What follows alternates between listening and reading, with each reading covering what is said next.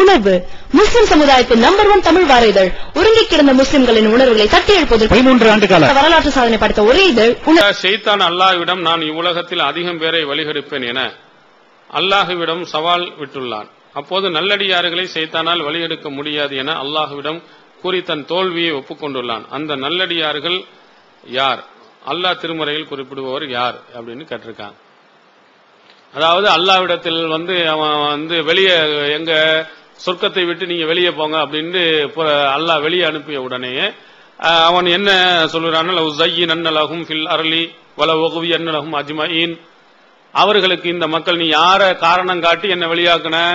ஆதம் அலைஹிஸ்ஸலாம் அவங்களுக்கு சஜிதா செய்ய சொன்னா அல்லாஹ். இவன் சஜிதா செய்ய மாட்டேன்னு சொன்னான். இந்த மனிதனுடைய முதல் மனிதராக இருக்கக்கூடிய ஆதம் அலைஹிஸ்ஸலாமுக்கு செய்ய மாட்டான்றவனே அல்லாஹ் வெளியே அனுப்பிட்டான்.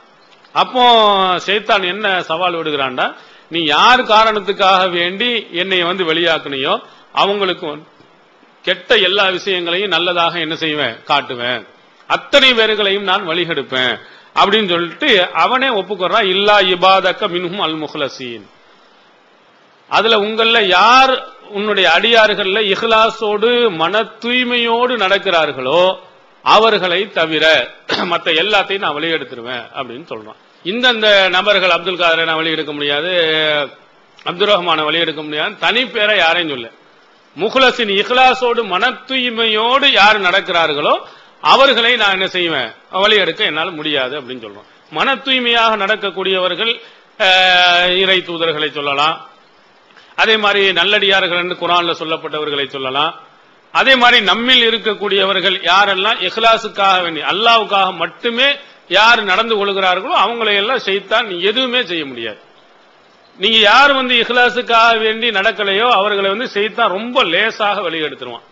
யாரு தௌஹீத் ஜமாத்துல இருந்தாலும் சரி, அல்லது ஷைத்தான் உள்ள வழிகேட்டில் இருக்கக்கூடிய ஜமாத்துல இருந்தாலும் சரி, மாற்று மதத்துல இருந்தாலும் சரி, யாரா இருந்தாலும் சரி, இஹ்லாஸ் மன தூய்மையை எடுத்துட்டா முடிஞ்சு வச்சு எல்லாம் போயிடும்.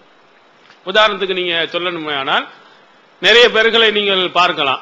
உதாரணத்துக்கு நல்ல பொறுப்பில் இருந்து நல்ல வேலை செஞ்சுட்டு இருப்பாரு.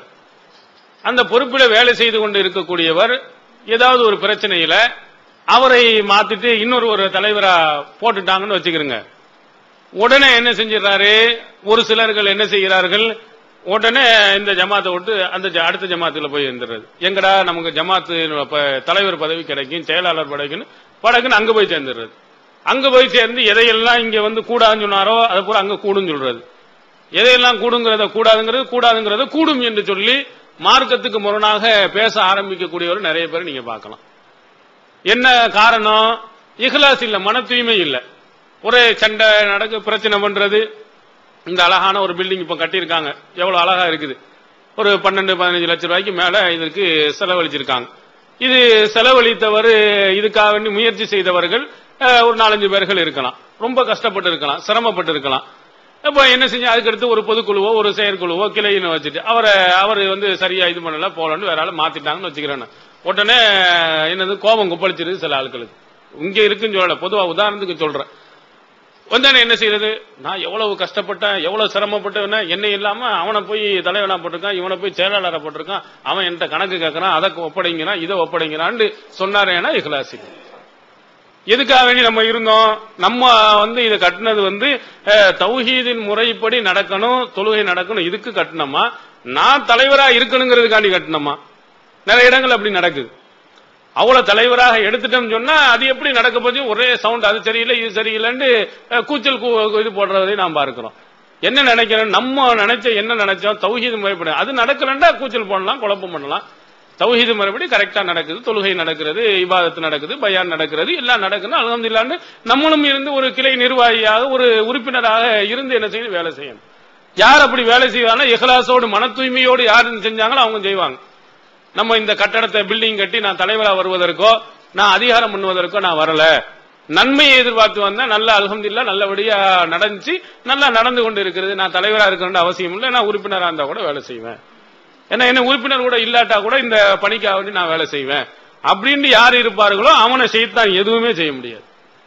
ஏன்னா அவன் செஞ்சது எல்லாமே என்னது? அல்லாஹ்வுக்காக. அதான் ரசூலுல்லாஹி ஸல்லல்லாஹு அலைஹி வஸல்லம் சொன்னாங்க, ஈமான் யாருக்கு முழுமை அடைகிறதுன்னு சொன்னா ஒரு 4 விஷயத்தை ரசூல் ஸல்லல்லாஹு சொன்னாங்க. அபூதாவுல பாக்க மன் அஹப்பலில்லாஹ் வ அபகலில்லா வ அத்தாலில்லா வ மனாலில்லா ஃபகத் இஸ்தக்மலல் ஈமான். அல்லாஹ்வுக்காக நேசித்தவன், அல்லாஹ்வுக்காக வெறுத்தவன், அல்லாஹ்வுக்காக கொடுத்தவன், அல்லாஹ்வுக்காக மறுத்தவன், இவனுடைய ஈமான் முழுமை அடைந்ததுன்னு ரசூல் ஸல்லல்லாஹு அலைஹி வஸல்லம் சொன்னாங்க. நான் ஒருத்தரை நேசிக்கிறேன்னா அல்லாஹ்க்காண்டி தான், வேற எதுவும் கிடையாது. ஒருத்தர் நான் மறுக்கிறேன் வெறுக்கிறேன்னு சொன்னா அல்லாஹ்வுக்காக வேண்டி தான் வெறுக்கிறேன்.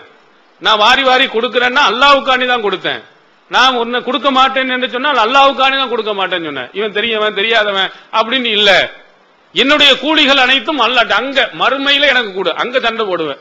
எல்லாம் உனக்காவணி, இந்த பள்ளிக்காவணி இவ்வளவு நான் கஷ்டப்பட்டேன், நான் சிரமப்பட்டேன், தௌஹீதை நான் வளர்த்தேன், எனக்கு நிறைய நன்மை தரணும் அல்லாஹ்ட்ட கேளுங்க. அல்லாஹ் அங்கே சண்டை போடணும். இங்கே என்ன செய்யக்கூடாது, நான் இவ்வளவு கஷ்டப்பட்டேன், எனக்கு அந்த பதவி கொடு, எனக்கு இந்த பதவி கொடு, எனக்கு அதிகாரத்தை கொடு அப்படின்னு ஆசைப்படுவோமே. ஆனால் இஹ்லாஸ் அதோடு அழிஞ்சு போயிடும். சைத்தான் உள்ள வந்துருவான். யாரு கோடி கோடியாக கொட்டி கொடுத்தும் கூட ஒரு ரூபாடு கொடுக்காத மாதிரி நடப்பவர்கள் என்று, ஒரு ரூபா கொடுத்தா 1 கோடி ரூபாய் கொடுத்த மாதிரி நடக்கிறவனும் உண்டு. இப்படி என்ன செய்யக்கூடாது, நடக்கக்கூடாது. இப்படி நடந்தானே ஆனால் அவனுடைய இஹ்லாஸ் அடிபட்டு போயிருது. அப்ப இவனை எல்லாம் லேசா என்ன செஞ்சிருவான், தௌஹீதை விட்டு அழகா வெளியில கொண்டு போய் எங்க வேண்டுமானாலும் கொண்டு போய் சேர்த்துருவான். அதான் அவன் சொன்னான், சைத்தான் அங்கே போட்டி போடும் போதே சொன்னா, அல்லாட்ட சண்டை போடும் போதே சொன்னா, உன்னுடைய அடியார்கள் எவன் இஹ்லாசோடு மன தூய்மையோடு அல்லாஹ்வுக்காக மட்டுமே எந்த காரியத்தையும் செய்யறானோ அவனை என்னால ஒண்ணுமே செய்ய முடியாது. அந்த மாதிரி நம்ம வரணும். குறிப்பிட்ட நபர்களை அல்லாஹ் தஆலா என்ன செய்யல, இப்படி சொல்லவில்லை. இஹ்லாசோடு மன தூய்மையோடு யார் நடந்தாலும் சரி, எந்த பணிகளை நடந்தாலும் அந்த பணியும் நல்லா இருக்கும், அவரும் இம்மையிலும் மறுமையிலும் என்ன செய்வார், நல்லவராக இருக்கும்.